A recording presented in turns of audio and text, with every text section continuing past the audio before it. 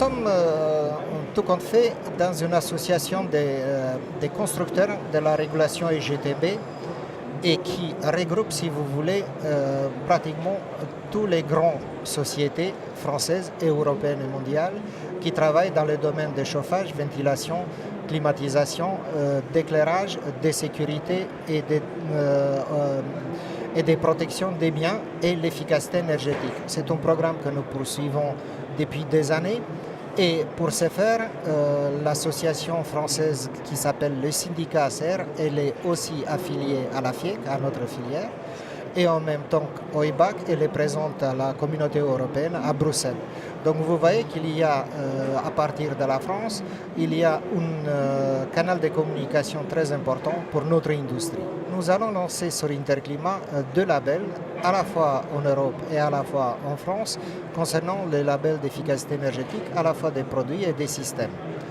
De quoi il s'agit? Il s'agit ni plus ni moins de pouvoir faire des inspections et en même temps de pouvoir donner un label vis-à-vis de la façon dans laquelle la régulation et GTB sont mises en œuvre sur les bâtiments respectifs, pour qu'ensuite, constatant exactement l'existant, on peut faire bel et bien le delta entre les économies d'énergie qui vont être faites par l'amélioration de la régulation IGTB. C'est évident que ces outils sont aussi conçus pour que les projets neufs vis-à-vis de la RT 2012, ils peuvent être mis en application pour assurer que la régulation IGTB a bel et bien sa place et contribue au confort et aux sécurités et aux économies d'énergie. Il faut isoler les bâtiments parce qu'au fil des années, nous avons un bâti qui n'est pas forcément à la hauteur de tous les autres bâtis qui existent dans tous les pays. Donc tous mes propos, il ne faut pas les voir comme étant contre l'isolation des bâtiments, de ces murs, des changements de fenêtres. Ça, il faut faire.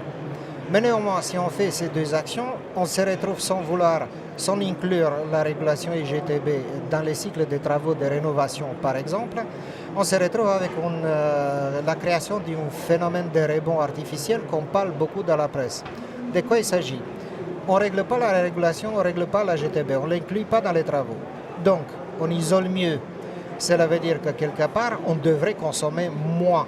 Ce n'est pas du tout le cas parce que la régulation elle n'est pas du tout réglée. Donc, comme toutes les conditions climatiques ont changé, sans vouloir, nous allons avoir un excès de température avec laquelle nous allons être très confortés et on ne va rien faire. C'est exactement le phénomène de rebond qu'on parle. On se flagelle quelque part de dire que c'est à cause de nous-mêmes que nous ne voulons pas changer nos habitudes. C'est faux. Pour éviter le phénomène de rebond, il ne faut pas les créer. Et pour ne pas les créer, il faut utiliser la régulation IGTB. Voilà la complémentarité de tous les travaux sur lesquels à la fois l'association française et européenne décline leur programme de label d'efficacité énergétique pour amener cet apport dans la construction neuve et existante. Cet outil il est conçu pour à deux buts. Le premier but, c'est bel et bien de lui amener le confort.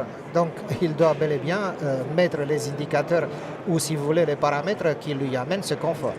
Le deuxième but pour lequel la régulation elle est utilisée, c'est de faire d'économies d'énergie. Donc, en d'autres termes, d'amener tous les équipements à leur optimum pour consommer moins d'énergie.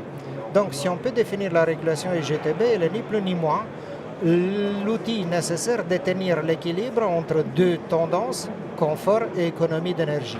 Si un des deux ne fonctionne pas, vous imaginez que malheureusement, à la fois le confort pour l'utilisateur et en même temps sa facture énergétique vont être affectés.